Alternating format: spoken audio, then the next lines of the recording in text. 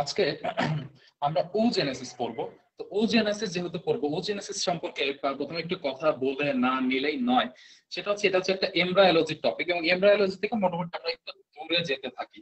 হ্যাঁ, যদি না এমব্রায়োলজি আমাদের কাছে এতটা সহজ কেন যেন মনে হয় না। তবে আজকে যদি আপনারা একটু ধৈর্য সহকারে ক্লাসটা করেন, ক্লাসে আমি আপনাদের বেশিক্ষণ সময় নিব না, তাহলে ইনশাল্লাহ আমি বলতে পারি যে এই ওজেনেসিস টপিকটাকে আপনারা ইনশাল্লাহ চোখে দেখতে পাবেন। হ্যাঁ, তো আপনাদের কল্পনা করার কিছু নাই, মুখস্থ করার কিছু নাই, চোখে দেখতে পাবে। এমব্রায়োলজি আসলে এরকমই সহজ, ঠিক আছে? সো প্রথমেই দেখেন, আপনারা মেনশন করতে থাকেন, আমি তাহলে ক্লাসটা স্টার্ট করি, যেহেতু লোকজন অনেকে জয়েন করে ফেলেছে। দেখেন, ওজেনেসিস, ঠিক আছে? ওজেনেসিস এর প্রথমেই আমরা একটা সুন্দর মেয়েকে দেখতে পাচ্ছি। মেয়েকে যেহেতু দেখতে পাচ্ছি, এখান থেকে আমরা বুঝতেছি আজকের টপিকটা মেয়ে রিলেটেড কিছু একটা। মেয়ে রিলেটেড কিছু একটা এখন হইতে পারে। এই যে মেয়েটাকে দেখতে পাচ্ছি, মেয়েটাকে আসলে খুব হ্যাপি মনে হচ্ছে। কেন হ্যাপি? হয়তোবা এই মেয়ের সাথে আমাদের ডক্টর সিফাত ভাইয়ের বিয়ের কথা চলছে, এই কারণে হ্যাপি হতে পারে। আমার ঠিক জানা নাই, ভাই এটা বলতে পারবে। এখন কথা হচ্ছে মেয়েটা কেন হ্যাপি, তার থেকে বড় বিষয় হচ্ছে আমরা আজকে বলবো ওজেনেসিস। এখন ওজেনেসিস মানে কি, বা ওজেনেসিস কাদের ক্ষেত্রে ঘটে? ওজেনেসিস ঘটে হচ্ছে ফিমেলের ক্ষেত্রে। দ্যাটস ওয়াই আমি এখানে সুন্দর করে একটা মেয়ের ছবি এঁকে দিয়েছি। এবং মেয়েটা এই কারণে হ্যাপি, কারণ তার ওজেনেসিস হবে। ওজেনেসিস হইলে সে কি হবে? সে একজন পটেনশিয়াল মাদার হতে পারবে। পটেনশিয়াল মাদার মানে কি? পটেনশিয়াল মাদার মানে হচ্ছে সে ভবিষ্যতে মা হতে পারবে। এই যে একটা সম্ভাবনা, এই সম্ভাবনার মধ্যে সে যেতে পারবে। এখন যদি আমি বলি ওজেনেসিসের একটু, আমরা যদি একটু বুকিশ দিকে যাই, চলেন আমরা এক নজরে দেখে নিই ওজেনেসিস মানে আমরা কি বুঝি। ঠিক আছে, ওজেনেসিস যদি আমরা এক নজরে দেখতে যাই, ওজেনেসিস অ্যাট এ গ্লান্স, একদম বইয়ের ভাষার প্রথমে আমরা বলবো। সো ওজেনেসিস হচ্ছে কি? ওজেনেসিস হচ্ছে it is the process of formation of mature ovum from immature oogonia. It's called oogenesis. আমাদের একটা ম্যাচিউর ওভাম তৈরি করতে হবে। ম্যাচিউর ওভাম তৈরি করতে হবে কই থেকে? ইমম্যাচিউর ওগোনিয়া থেকে। এখন কথা হচ্ছে কি প্রয়োজন?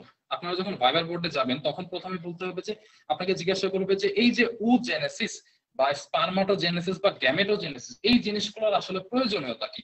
তো এই যে ওজেনেসিস বা স্পারমাটোজেনেসিস বা গ্যামেটোজেনেসিস এর প্রয়োজনীয়তা যদি আমি বলতে চাই, তাহলে সেই ক্ষেত্রে ভাইবার বোর্ডে আমরা হা করে দিয়ে থাকি। কেন হা করে তাকিয়ে থাকি? কারণ আমরা গতানুগতিক যে স্টেপস গুলো আছে, সেই স্টেপস গুলো মুখস্থ করে যাই, ঠিক আছে? কিন্তু অ্যাকচুয়ালি প্রয়োজনীয়তা কি, সেটা কিন্তু ইমিডিয়েটলি বললে আমরা চুপ করে যাই। তো প্রথমে আমরা শুরু করবো এটা দিয়ে যে ওজেনেসিস এর প্রয়োজনীয়তা কি। ওজেনেসিস এর প্রথম এবং প্রধান প্রয়োজনীয়তা হচ্ছে আমাদের যে গ্যামেটটা আছে, গ্যামেটে একটা ম্যাচিউর গ্যামেটে তৈরি করা। ম্যাচিউর মানে পরিপক্ক গ্যামেটে তৈরি করা। কেন পরিপক্ক গ্যামেটে তৈরি করা? যাতে পরবর্তীতে সে ফার্টিলাইজড হইতে পারে, ফার্টিলাইজড হয়ে পরবর্তী বংশধরকে একজন ধারক এবং বাহক হতে পারে। কেন এটা জরুরি? যদি এই জিনিসটা না হতো, তাহলে এই যে আপনি এখন ইয়াং এজে আছেন, কয়েকদিন পর আপনি বিবাহ করবেন, যেমন আমাদের সিফাত ভাই বর্তমান উপযুক্ত পাত্র, কয়েকদিন পর সে বিবাহ করবে। তো আমাদের যে ভাবি হবেন, সে ভাবি ওনার যদি ওজেনেসিস না হয়, বা যে ফিমেল আছে তাদের যদি ওজেনেসিস না হয়, তাদের যে গ্যামেটটা আছে সেটা যদি ম্যাচিউর না হয়, তাহলে এই যে একটা বংশের পরে আরেকটা বংশের যে ধারা, বা এই ধারাটা কিন্তু হবে না, চলতে পারবে না। So this is the main importance of gametogenesis, oogenesis or spermatogenesis. ঠিক আছে, সো আমরা এক নজরে ইনফরমেশন গুলো দেখে নেবো। এক নজরে ইনফরমেশন গুলো দেখার পরে আমরা আলটিমেটলি প্রসেসে যাব। এখন প্রথমে দেখেন আছে কি, when does oogenesis occur? কথা হচ্ছে কখন ওজেনেসিসটা হয়। ওজেনেসিসটা কি যে আমি যখন ক্লাস নিতে বসছি এখন হচ্ছে, বা আপনি যখন ক্লাস করতে বসছেন তখন হচ্ছে, নাকি ওজেনেসিসটা আপনি যখন সকালে ঘুম থেকে উঠতেছেন তখন হচ্ছে? এই কোন সময় হচ্ছে না।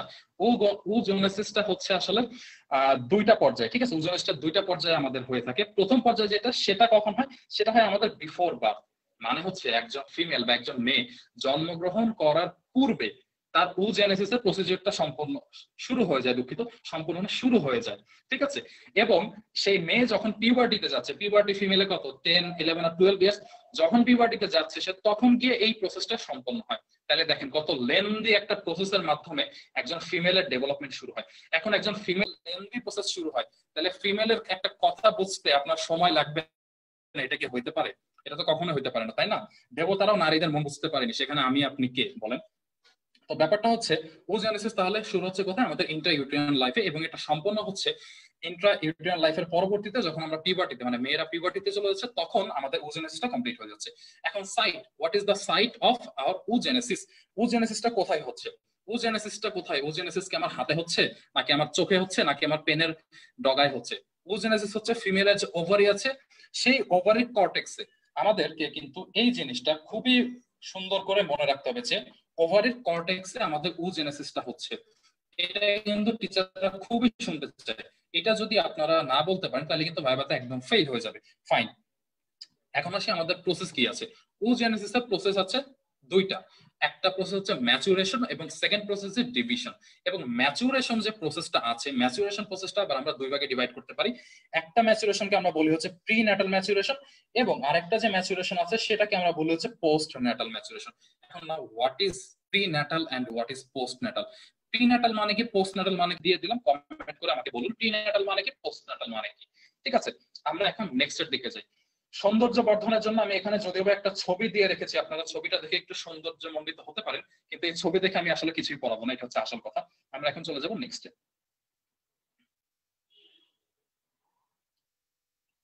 সো আমরা চলে এসেছি নেক্সট জায়গাতে। ঠিক আছে, এখন কথা হচ্ছে প্রথমে আপনারা যেটা দেখতে পাচ্ছেন সেটা হচ্ছে এই জিনিসটা। এই জিনিসটার নাম কি? এটা হচ্ছে আমাদের যে জার্ম লেয়ার গুলো তৈরি হয়, যেমন এক্টোডার্ম, এন্ডোডার্ম, মেসোডার্ম। এই যে জার্ম লেয়ার তৈরি হওয়ার সময় যে একটা স্ট্রাকচার আমরা দেখতে পাই, এটা হচ্ছে আমাদের সেই স্ট্রাকচারটা। এই স্ট্রাকচার থেকেই আমরা আমাদের যে ওজেনেসিস আছে সেটাকে স্টার্ট করব। এখন একটা কথা না বললেই নয়, যে আমি যদি আপনাদেরকে জিজ্ঞাসা করি যে ওজেনেসিসের স্টেপস গুলো বলেন, আপনারা একদম সুন্দর মতো বলে ফেলতে পারবেন, প্রাইমোর্ডিয়াল জার্ম সেল, তারপরে প্রাইমারি ওসাইট, সেকেন্ডারি ওসাইট, একদম শেষ পর্যন্ত স্পার্ম আসলো কি না আসলো একদম বলে ফেলতে পারবেন। কিন্তু আমি যদি আপনাকে কোশ্চেন করি যে এই জিনিসগুলো কিভাবে হচ্ছে, হাউ ডাজ দ্য স্টেপস অকার, তখন কিন্তু আপনি আটকে যাবেন। এবং এখানেই আমাদের কাজ করে, এখানেই আমাদের মেম্বারশিপের সফলতা।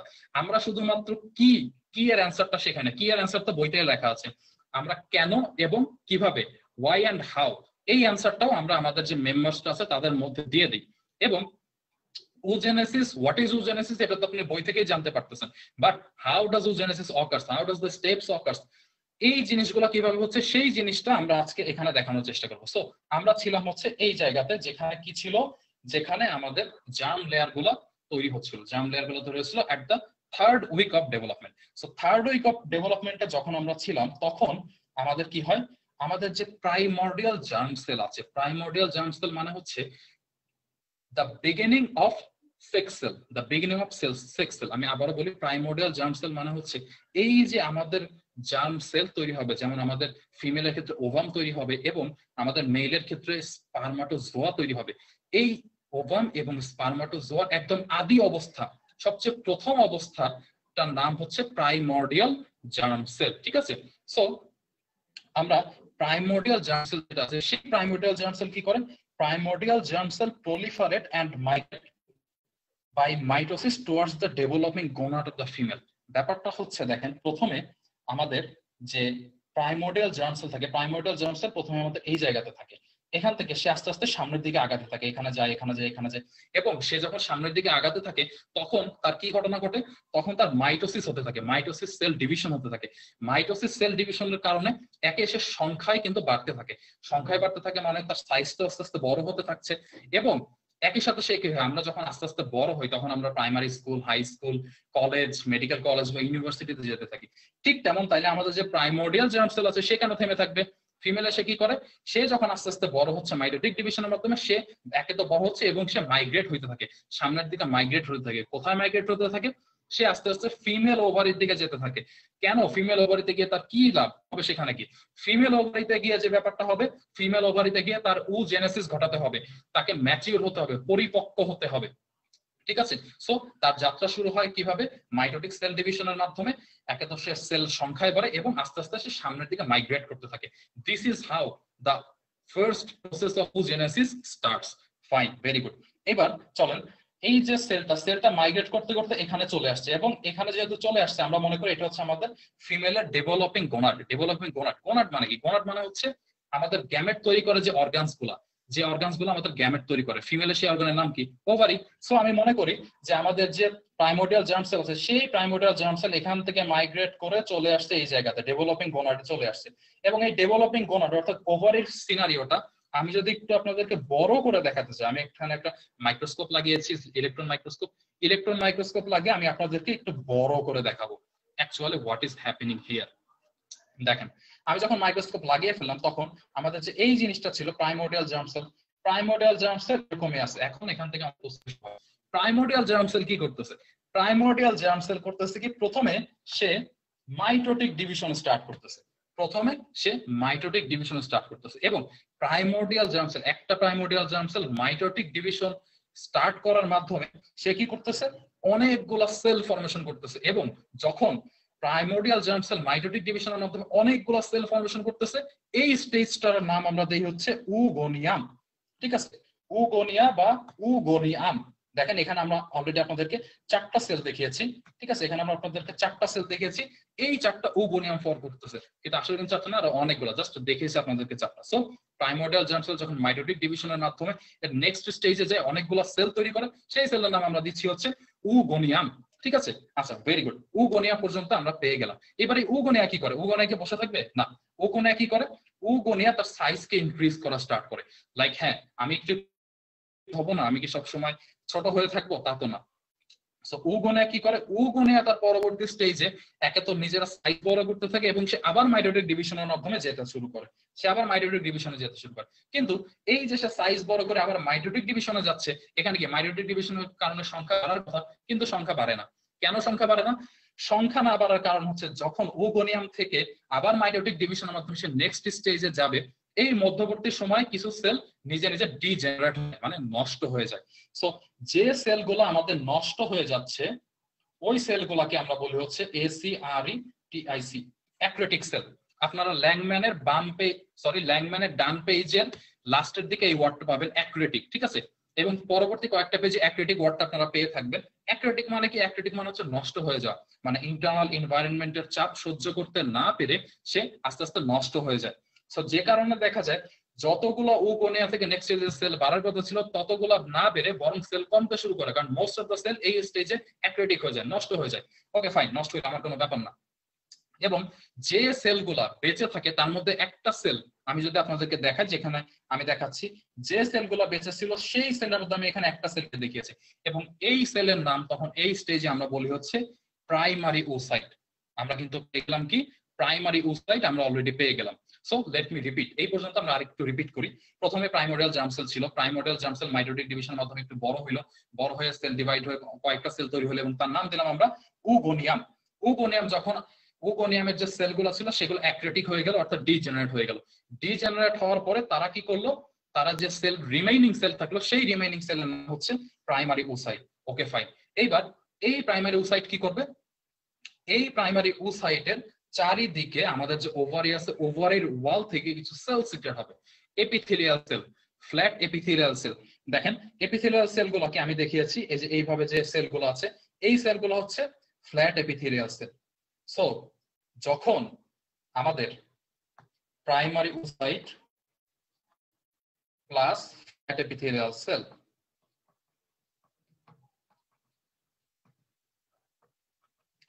Primary oocyte plus flat epithelial cell, এই দুইটা যখন একসাথে থাকতেছে তখন আমরা তার নাম দিচ্ছি কি? তখন আমরা তার নাম দিচ্ছি প্রাইমর্ডিয়াল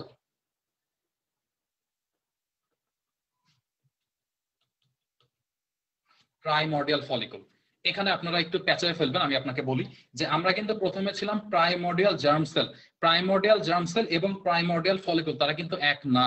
প্রাইমর্ডিয়াল জার্ম সেল ছিল the very beginning of any gamete or sex cell, এবং প্রাইমর্ডিয়াল ফলিকল কোনটা? প্রাইমর্ডিয়াল ফলিকল হচ্ছে আমাদের প্রাইমারি ওসাইটের চারিদিকে, এই হচ্ছে আমাদের প্রাইমারি ওসাইট। প্রাইমারি ওসাইটের চারিদিকে যখন আমাদের ফ্ল্যাট এপিথেলিয়াল সেলগুলো চলে আসলো পরের স্টেজে, এই দুইটার যখন কম্বিনেশন হচ্ছে তখন তার নাম আমরা বলতেছি প্রাইমর্ডিয়াল ফলিকল। ওকে ফাইন, এখন এই যে প্রাইমর্ডিয়াল ফলিকল হইলো, এই প্রাইমর্ডিয়াল ফলিকল কি করে? এই প্রাইমর্ডিয়াল ফলিকল চিন্তা করে আমি অনেক বেশি মাইটোসিস করে ফেলছি, আমার এখন আর মাইটোসিস দরকার না, আমি এখন মিওটিক ডিভিশনে যাব। তখন সে কি করে? তখন সে মিওটিক ডিভিশনে স্টার্ট করতে যায় এবং সে সাইজে আরো বড় হইতে থাকে। সে যখন সাইজে আরো বড় হইতে থাকে মিওটিক ডিভিশনে যাওয়ার জন্য, মিওটিক ডিভিশন করার জন্য, তখন কি হয়? তখন ওভারি থেকে চলে আসে কে? ওভারি থেকে চলে আসে আমাদের বাংলার ভিলেন OMI। আমাদের বাংলার ভিলেন OMI কি? OMI হচ্ছে ওসাইট ম্যাচুরেশন ইনহিবিটর। ঠিক আছে, oocyte maturation inhibitor, oocyte maturation inhibitor. এই জিনিসটা কি? এই জিনিসটা যেটা করে যে আমাদের যে এই যে প্রাইমর্ডিয়াল ফলিকল ছিল, আমাদের যে প্রাইমোর্ডিয়াল ফলিকল ছিল, এই প্রাইমোর্ডিয়াল ফলিকল যে পরবর্তীতে মিওটিকের কমপ্লিট করবে, মিওটিকটাকে কমপ্লিট করতে দেয় না। যখন এই প্রাইমোর্ডিয়াল ফলিকল আমাদের মিওটিক 1 ডিভিশনের ডিপ্লয়েড স্টেজে থাকে, তখন ওভারি থেকে আমাদের oocyte ম্যাচুরেশন ইনহিবিটর সিক্রেট হয়, এবং সিক্রেট হয়ে কি করে, এই দেখেন আমি এখানে গ্রিন কালারে তাকে জেলের মধ্যে বন্দি করে দিছি। এবং যখন গ্রিন কালারে সে জেলের মধ্যে বন্দি হয়ে গেছে, তখন তার মনটা ভীষণ খারাপ। তার মনটা যখন খুবই খারাপ, তখন তার হয়ে গেছে কি এরকম, তার মনটা খুব খারাপ। কারণ কি, সে মিওটিক ডিভিশন কনফার্ম করতে পারতেছে না। ঠিক আছে, মিওটিক ডিভিশন সে করতে পারতেছে না, সে নেক্সট স্টেজে যাইতে পারছে না। কারণ কি, কারণ oocyte ম্যাচুরেশন ইনহিবিটর তাকে এখানে আটকে ফেলে দিয়েছে।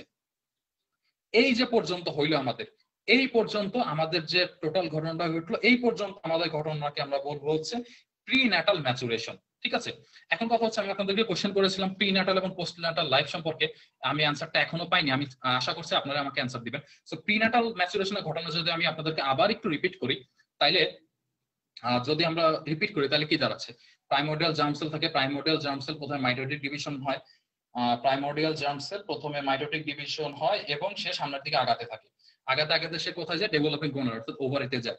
ওভারিতে চলে গেছে, এটাকে আমি হাইলাইট করে দেখাচ্ছি।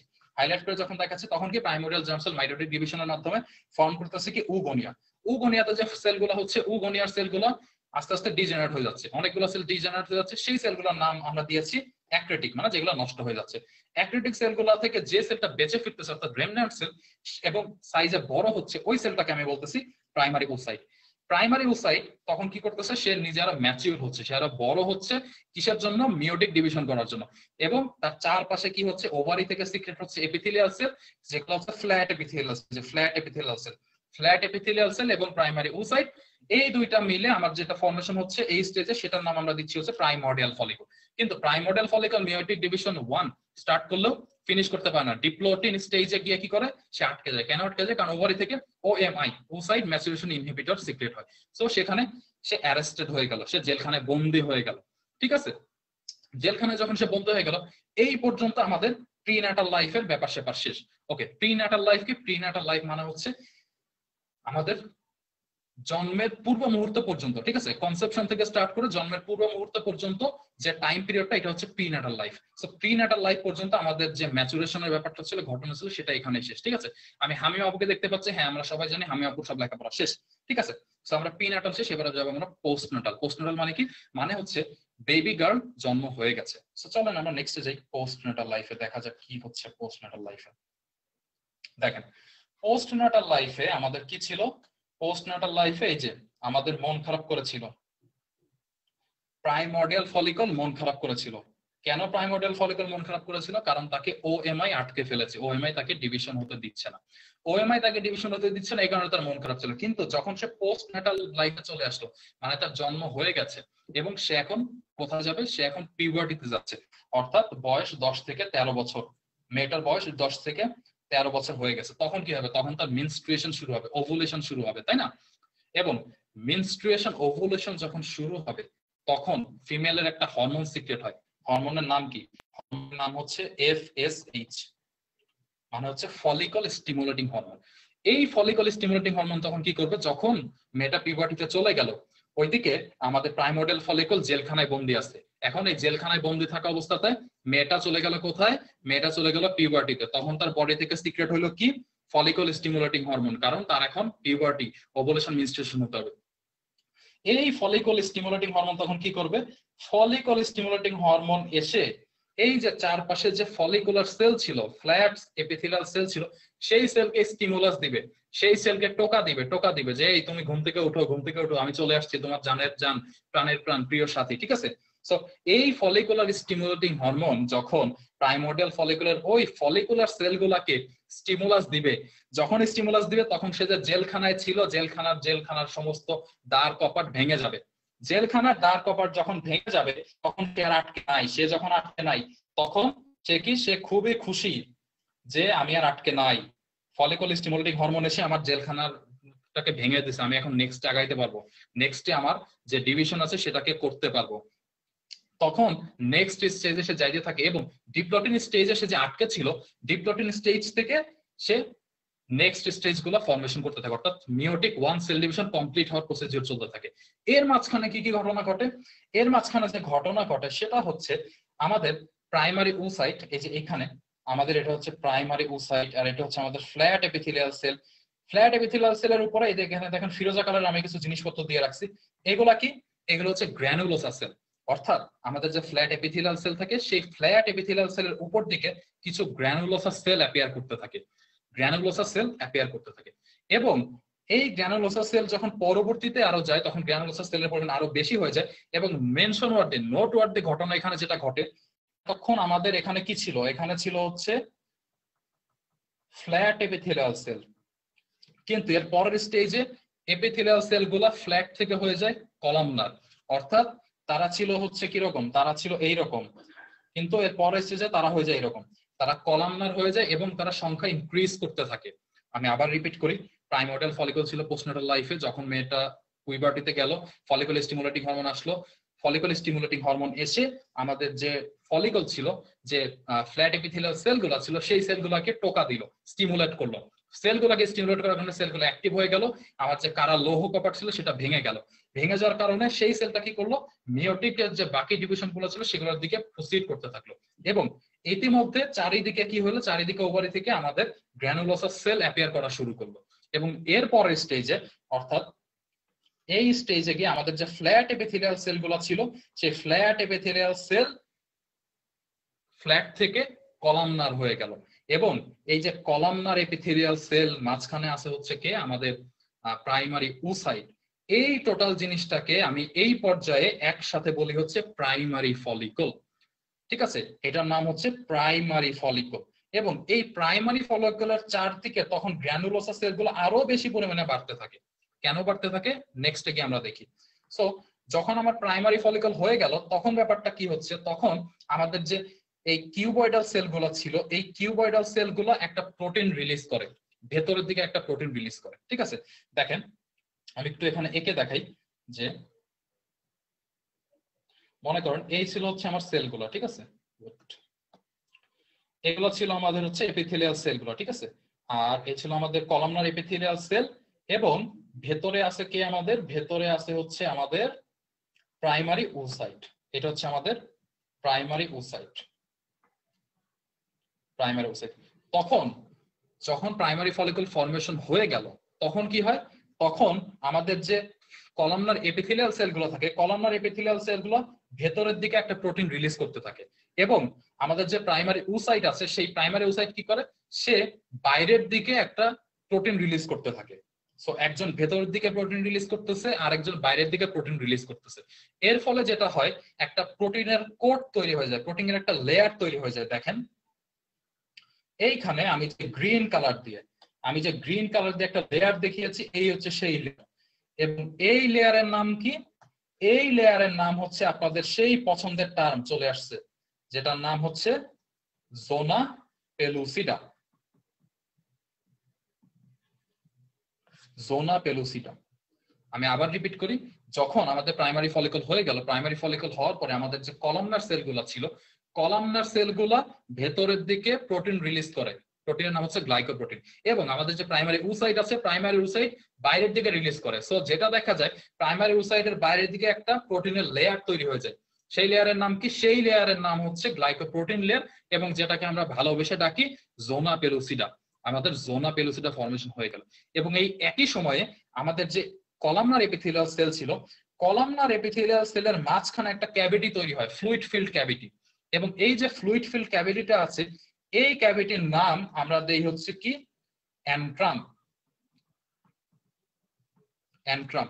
এবং এই যে স্টেজটা, এই স্টেজটার নাম আমরা বলি হচ্ছে অ্যান্ট্রাল স্টেজ। কারণ কি? কারণ এখানে অ্যান্ট্রাম ফর্মেশন হচ্ছে, ফ্লুইড ফিল্ড একটা স্পেস ফর্মেশন হচ্ছে। তাহলে এই যে স্পেসটা আছে অ্যান্ট্রাম ফেজে কিন্তু দুইটা ইম্পর্টেন্ট ঘটনা ঘটলো। একটা ঘটনা কি ঘটলো? জোনা পেলুসিডা তৈরি হইলো। এবং আরেকটা ঘটনা ঘটলো হচ্ছে অ্যান্ট্রাম, অর্থাৎ ফ্লুইড ফিল্ড একটা স্পেস তৈরি হয়ে গেল। ঘটনা কি এখানে শেষ? না, এখানে আরো একটা ইম্পর্টেন্ট ঘটনা ঘটে। সেই ইম্পর্টেন্ট ঘটনা হচ্ছে ওই যে আমাদের গ্র্যানুলোসা সেল যেটা ছিল, আমাদের যে গ্র্যানুলোসা সেল ছিল, সেই গ্র্যানুলোসা সেল আরো মোটা একটা লেয়ার তৈরি করে ফেলে। এবং মোটা লেয়ার যখন তৈরি হয়ে গেল, সেই মোটা লেয়ারটার নাম আমরা কি বলি? সেই মোটা লেয়ারটার নাম আমরা বলি হচ্ছে থিকা ফলিকুলাই। ঠিক আছে, এই যে মোটা লেয়ার, এই মোটা লেয়ারের নাম বলি হচ্ছে আমরা থিকা ফলিকুলাই।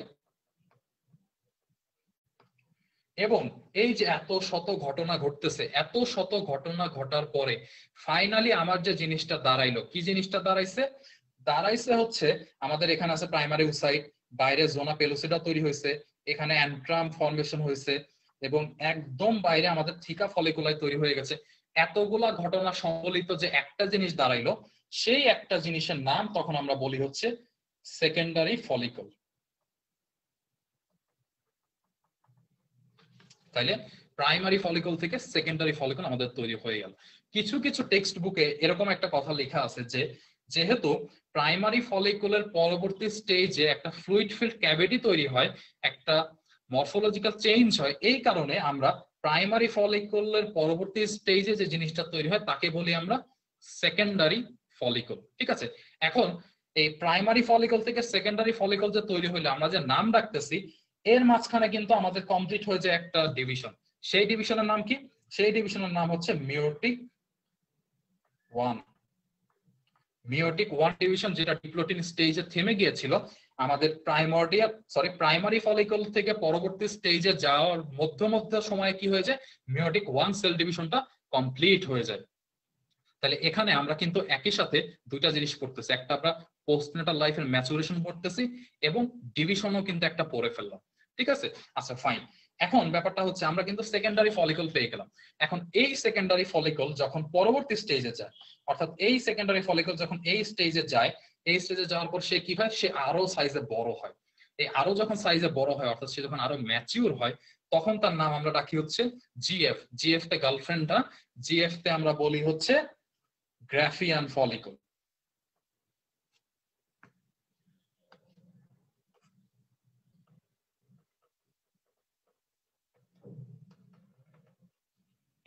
আমাদের কিন্তু তৈরি হয়ে গেল কি, Graafian follicle. So Graafian follicle কিন্তু আমাদের তৈরি হয়ে গেছে। আচ্ছা, গ্রাফিয়ান ফলিকল যখন আমাদের তৈরি হয়ে গেল, তখন কি, তখন এই যে আমাদের সেলটা, এই সেল কিন্তু একদম তৈরি ওভুলেশনের জন্য। ওভুলেশনের জন্য কিন্তু আমাদের গ্রাফিয়ান ফলিকল একদমই তৈরি, যে আমি এখন স্টিমুলাস পাইলে ওভুলেশন শুরু করে দিব। এবং এইদিকে আমাদের মিওটিক 1 ডিভিশন কিন্তু শেষ হয়ে গেছে, কিন্তু মিওটিক 2 বাকি আছে। মিওটিক 1 ডিভিশন শেষ করার সাথে সাথে সেকেন্ডারি ফলিকল যেটা আছে, সেকেন্ডারি ফলিকল কি করে, সে মিওটিক 2 ডিভিশন স্টার্ট করতে চায়। এবং মিওটিক 2 ডিভিশন স্টার্ট করতে চাইলেও কিছু করার নাই। কারণ কি, কারণ এই যে আমাদের গ্রাফিয়ান ফলিকল তৈরি ওভুলেশনের জন্য তৈরি, just before the 3 hours of ovulation, ওভুলেশনের 3 ঘন্টা আগে সে যে মিওটিক 2 ডিভিশন শুরু করবে, কি হয়, মিওটিক 2 ডিভিশনটাকে আবার জেলখানায় বন্দি করে ফেলে, যে না, এখন মিওটিক 2 ডিভিশন হইতে দেয়া যাবে না। কেন মিওটিক 2 ডিভিশন হইতে দেয়া যাবে না? কারণ তুমি মিওটিক 2 ডিভিশন যে ঘটাবা, মিওটিক 2 ডিভিশন ঘটায় তুমি আলটিমেটলি কি তৈরি করবা? তোমার কাছে তো কোনো ম্যাটেরিয়ালসই নাই। ঠিক আছে, কি ম্যাটেরিয়ালস নাই? ম্যাটেরিয়ালস নাই মানে তুমি একা একা তো মিওটিক 2 ঘটাইতে পারবে না। কারণ আমরা কি জানি, meiotic 2 division as same like the mitosis division. তার জন্য আমার কি লাগবে, এখানে আছে ফিমেল, আমার একজন মেল গ্যামেট লাগবে, তাই না? সো যেটা হয়, ওভুলেশনের 3 ঘন্টা আগে মিওটিক 2 ডিভিশন হইতে পারে না। সো মিওটিক 2 ডিভিশন না হলে কি হবে, আমাদের স্টিমুলেটিং হরমোন এসে বসেছিল, সে বারবার স্টিমুলাস দিচ্ছে, ভাই আমি তো স্টিমুলাস দিচ্ছি, ওভুলেশন হও, ওভুলেশন হও, ওভুলেশন হও। তখন আমাদের গ্রাফিয়ান ফলিকল চিন্তা করবে যে আরে আমাকে এত বারবার স্টিমুলাস দিচ্ছে, এত রিকোয়েস্ট করতেছে, আমি আর ওভুলেশন না ঘটায় কি করবো? ঠিক আছে, মিওটিক 2 ডিভিশন হইলে হবে, না হইলে না হবে। তখন সে কি করে, পরবর্তী স্টেজে যখন যায়, পরবর্তী স্টেজে গিয়ে সে ওভুলেশন ঘটায় ফেলে। এই স্টেজটা অ্যাকচুয়ালি আমাদের ওভুলেশন হয়ে গেল। ওভুলেশন হয়ে গেল। ওভুলেশন মানে কি? ওভুলেশন মানে হচ্ছে ডিসচার্জ অফ ম্যাচিউর ওভাম। ঠিক আছে, এবং ম্যাচিউর ওভাম কোনটা ছিল আমাদের, এই যে প্রাইমারি ওসাইট, এই জিনিসটা সে কি করে দিল, পরবর্তী স্টেজে ওভুলেশন করে সে পাঠাই দিল। কার কাছে পাঠাই দিল? পাঠাই দিল ফ্যালোপিয়ান টিউবের কাছে। আচ্ছা, ফ্যালোপিয়ান টিউবের কাছে যখন সে ওভুলেশন করে পাঠাই দিল, তখনও কিছু জিনিসপত্র কিন্তু, মানে যে খোসা, সেই জিনিসটা কিন্তু আমাদের এখানে আরো থেকে গেছে। এই যে খোলস বা খোসা থেকে গেছে, এই খোলস বা খোসার নাম তখন আমরা কি দেই, তখন এটার নাম আমরা বলি হচ্ছে corpus luteum. Corpus luteum.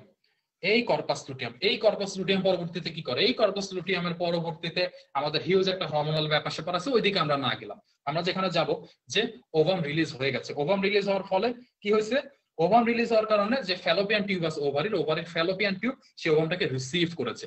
Ovary Fallopian tube যখন সে ওভামটাকে রিসিভ করেছে, তখন কি হচ্ছে দেখেন, এই যে আমাদের হচ্ছে এটা হচ্ছে আমাদের ওভাম, এবং এই যে চারপাশে আমাদের কিছু সেল আমরা দেখতে পাচ্ছি, গোল গোল সেল। এই গোল গোল সেল জিনিসগুলা কি?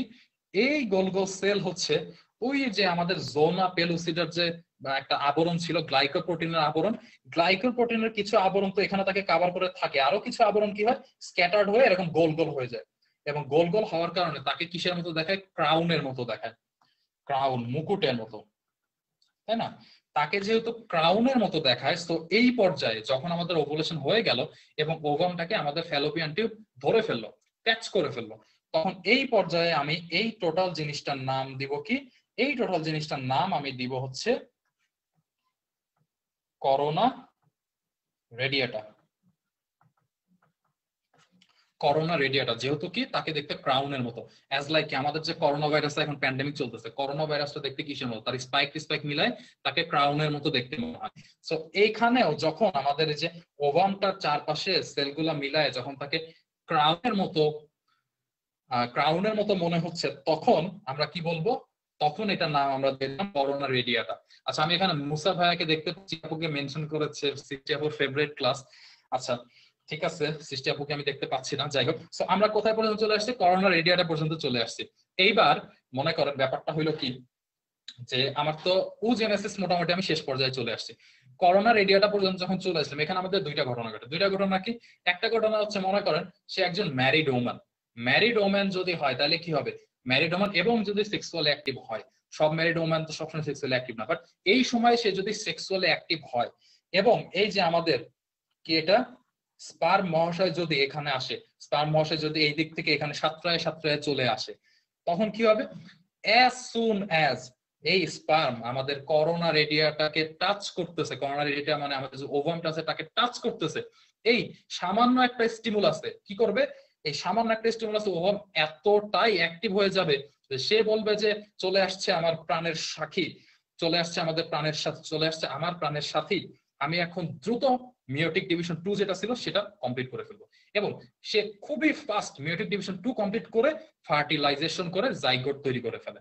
এটা ছিল আমাদের 1 নম্বর ফেজ, ঠিক আছে, ওজোনেসিসে। এখন কথা হচ্ছে যদি সে একজন আনম্যারিড ওম্যান হয় বা যদি সে সেক্সুয়ালি অ্যাক্টিভ না থাকে, তাইলে কি হবে? তাইলে যে ব্যাপারটা ঘটায় সেটা হচ্ছে 24 থেকে 48 আওয়ার্স, 24 থেকে 48 ঘন্টার মধ্যে যদি কোনো স্পার্ম না আসে, যদি কোনো স্পার্মের হেড এসে তাকে টোকা না দেয়, তাহলে সে কি হবে? সে চিন্তা করবে আমার কেউ নাই, আমি আর কি করবো, আমি মরে যাই। সে ডিজেনারেট হয়ে বের হয়ে